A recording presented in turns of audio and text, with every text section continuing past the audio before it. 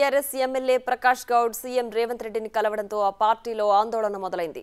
ఓవైపు కాంగ్రెస్ పార్టీ 6 నెలలకు మించి ఉండదని బీఆర్ఎస్ నేతలు ప్రకటనలు చేస్తున్నారు. కానీ పరిస్థితి మాత్రం దానికి భిన్నంగా కనిపిస్తోంది. వరుసగా బీఆర్ఎస్ ఎమ్మెల్యేలు సీఎంను కలుస్తున్నారు.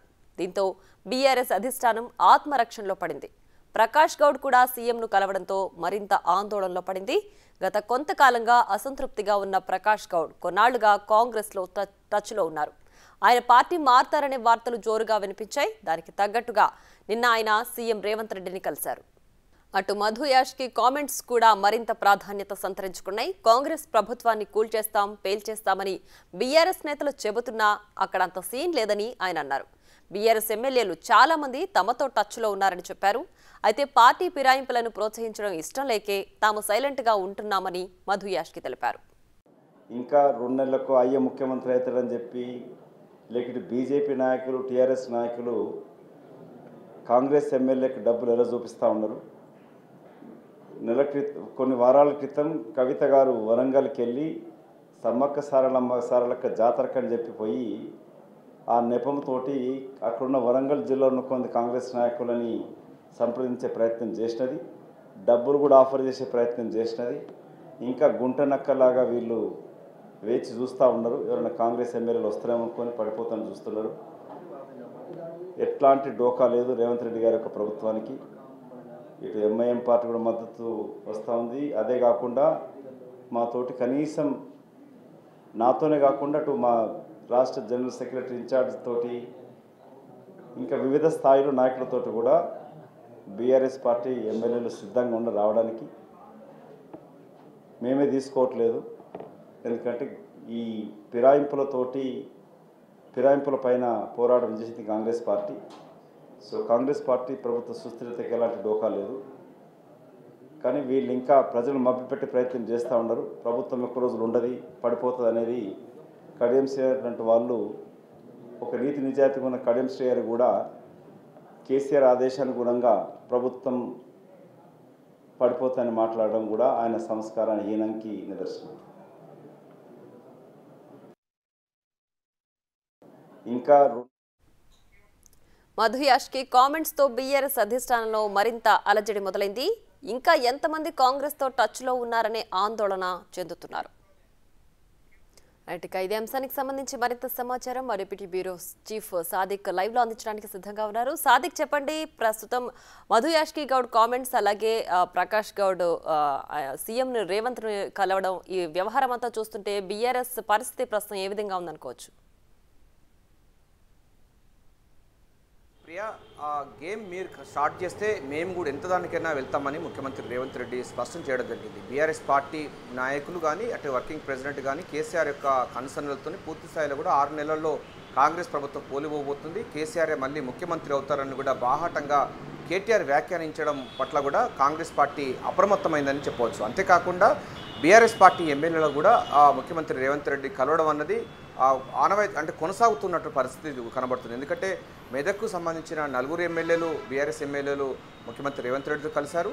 ఆ పరిణామం తర్వాత కూడా మంత్రి పొన్నం ప్రభాకర్ ఇటు స్వామిగౌడ్తోనే అదేవిధంగా ప్రకాష్ గౌడ్తో కూడా భేటీ కావడం అన్నది రాజకీయ వర్గాల్లో చర్చాంశం మారింది. అంతేకాకుండా మంత్రి పొన్నం ప్రభాకర్తో మాట్లాడిన తర్వాత చర్చ జరిపిన తర్వాత ప్రకాష్ గౌడ్, రాజేంద్ర నగర్ బీఆర్ఎస్ ఎమ్మెల్యే ప్రకాష్ గౌడ్ ముఖ్యమంత్రి రేవంత్ రెడ్డితో భేటీ కావడం, తాజా పరిణామాలపైన చర్చించడం, అదేవిధంగా అభివృద్ధిపైనకే నేను కలిశానని కూడా ఆయన వ్యాఖ్యానించడం, ఇవన్నీ పరిణామాలు చూసినట్టయితే డెఫినెట్గా కాంగ్రెస్ పార్టీ అప్రమత్తంగా ఉందని కూడా స్పష్టంగా అర్థమవుతుంది. సో పార్టీ ఫిరాయింపులకు ప్రోత్సహించేటువంటి పార్టీ కాంగ్రెస్ పార్టీ కానప్పటికీ ఒకవేళ బీఆర్ఎస్ పార్టీ, బీజేపీ రెండు కలిసి ఏదైనా చేస్తే మాత్రం అందుకు తగ్గట్టుగానే వ్యవహరిస్తున్నట్టుగా మనకు స్పష్టంగా కనబడుతుంది. ఇప్పటికే దాదాపు 10 మంది నుంచి వెళ్ళి 15 మంది వరకు కూడా ఈ మధ్య కాలంలో అంటే ఫిబ్రవరి 2వ వారం వరకు వాళ్ళు కలిసే అవకాశం ఉన్నట్టుగా తెలుస్తుంది. తాజాగా ఎందుకంటే 30 మంది కూడా పూర్తి స్థాయిలో కూడా కాంగ్రెస్ పార్టీకి టచ్లో ఉన్నారని కూడా మధు యాష్కి గౌడ్ వ్యాఖ్యానించడం కూడా ప్రాధాన్యత సంతరించుకుంది. రాజకీయ వర్గాలతో పాటుగా బీఆర్ఎస్ వర్గాల్లో ఒక దిగ్భ్రాంతికరమైన విషయం అని చెప్పొచ్చు. ఎందుకంటే ముఖ్యమంత్రి రేవంత్ రెడ్డి యొక్క విధానాలు, అదేవిధంగా అభివృద్ధి సంక్షేమం పైన, అదేవిధంగా ప్రజాస్వామ్యబద్ధంగా పరిపాలన అందిస్తున్నారు. మంత్రులకు పూర్తి స్వేచ్ఛనిస్తున్నారు, ఎమ్మెల్యేలకు పూర్తి స్వేచ్ఛనిస్తున్నారు. ఒక డెమోక్రటిక్ సంబంధించిన పరిపాలన కొనసాగుతున్న నేపథ్యంలో ఇప్పటివరకు నిర్బంధంలో ఉన్నటువంటి బీఆర్ఎస్ పార్టీలో ఉన్నటువంటి ఎమ్మెల్యేలు కానీ మాజీ మంత్రులు కానీ వీళ్ళందరూ కూడా కాంగ్రెస్ పార్టీ వైపు చూస్తున్నారు. ఎందుకంటే కేసీఆర్ ప్రభుత్వంలో కేసీఆర్ ఉన్నప్పుడు ఒక ఎమ్మెల్యే ఇంకో ఎమ్మెల్యేతో మాట్లాడలేని దుస్థితి ఉండేది. అంతేకాకుండా కనీసం ఫోన్స్ కాల్స్ కూడా చేయలేని పరిస్థితులు ఉండేది. వాట్సాప్ కాల్ ఇతర సంబంధించినటువంటి కాల్స్ మాట్లాడేటువంటి వాళ్ళు ప్రతి కాల్ను కూడా తాను వింటానన్నటువంటి రెక్కి నిర్వహిస్తున్నారు. అదేవిధంగా ఫోన్ ట్యాంపరింగ్ జరుగుతున్నటువంటి వాదన బలంగా ఉన్న నేపథ్యంలో అభద్రతా భావానికి లోనైనటువంటి బీఆర్ఎస్ సంబంధించిన నేతలు అటువంటి అట్మాస్ఫియర్లో వారందరూ కూడా పరిపాలన చేశారు. సరే, కాంగ్రెస్ ప్రభుత్వం వచ్చిన తర్వాత ముఖ్యమంత్రి రేవంత్ రెడ్డి నాయకత్వంలో జరుగుతున్నట్టు పరిణామాలు చూసినట్టే వారందరూ కూడా స్వేచ్ఛాయుతమైన వాతావరణంలో ప్రజలందరికీ అనుగుణంగా ఉంటున్నారు. మంత్రులు ఎవరి పని వారు చేసుకుంటారు, ఎమ్మెల్యేలు కూడా తమ పనులు తమ్ముడు చేసుకుంటారు, ప్రజలకు చాలా చేరువలు అవుతున్నారు. పార్లమెంటు ఎన్నికల్లో మరింత చేరువయ్యే అవకాశం ఉంది. సో తాము ప్రజల నుంచి దూరం అవుతామేమన్నటువంటి వాళ్ళ యొక్క అభద్రతా భావానికి బీఆర్ఎస్ పార్టీ ఎమ్మెల్యేలు వచ్చినట్టుగా స్పష్టంగా అర్థమవుతుంది. అందులో భాగంగానే మెదక్ సంబంధించినటువంటి అటు ఉమ్మడి మెదక్ జిల్లా సంబంధించిన నలుగురు ఎమ్మెల్యేలు ముఖ్యమంత్రి రేవంత్ రెడ్డితో మాట్లాడడం, అదేవిధంగా తాజాగా రాజేంద్ర నగర్ బీఆర్ఎస్ ఎమ్మెల్యే ప్రకాష్ గౌడ్ కూడా మాట్లాడడం, అంటే భేటీ కావడం అనేది ప్రాధాన్యత సంతరించుకుంది. ఎందుకంటే వీళ్ళందరూ కూడా కేసీఆర్ యొక్క సిలబస్లో లేని అంశాన్ని వీళ్ళు తీసుకురావడం జరిగింది. ఎందుకంటే ప్రతిపక్ష నేతలను కలిసేటి సంస్కృతి కానీ లేకపోతే వారితో సంప్రదింపు జరిగేటువంటి విషయాలు కానీ గత ప్రభుత్వంలో చేసిన దాఖలాలు ఎక్కడ లేవు. కేసీఆర్ తెలియకుండా కేటీఆర్ తెలియకుండా వాళ్ళు ఏకంగా వచ్చి ముఖ్యమంత్రి రేవంత్ రెడ్డితో మాట్లాడడం అన్నది, సంప్రదింపు జరపడం, అదేవిధంగా మంత్రులు వాళ్ళ ఇంటికి వెళ్ళడం మాట్లాడడం అన్నది పరిణామాలు అన్ని చూసినట్లయితే డిఫరెంట్గా కాంగ్రెస్ పార్టీ మాత్రం ముందస్తుగా ఉండబోతుంది.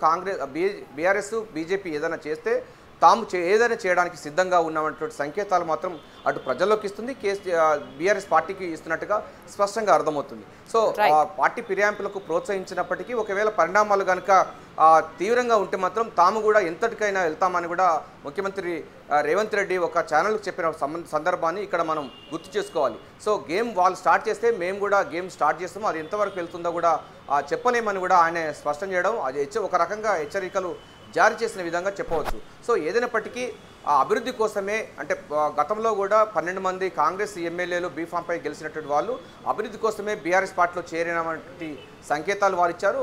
ఆ తర్వాత బీఆర్ఎస్ పార్టీలో చేరారు.